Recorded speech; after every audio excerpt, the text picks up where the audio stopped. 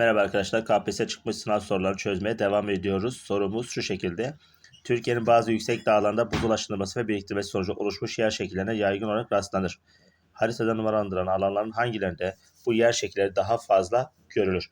Arkadaşlar biliyorsunuz Türkiye'de 2200 metrenin altında buzul şekillerine rastlamaz. Ancak 2200 metrenin üzerindeki yerler arkadaşlar buzul şekillerine biriktirme veya aşınırma şekillerine rastlanabilir.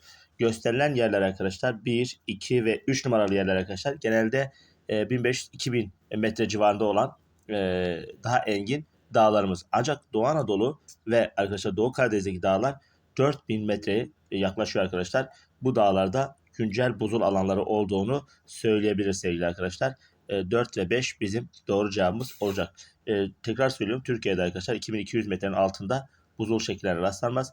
Ancak 2200 metrenin üzerindeki dağlarımızda arkadaşlar güncel buzul alanları var diyebiliriz. Sorumuz bu şekildeydi. Bir başka soruda görüşmek üzere.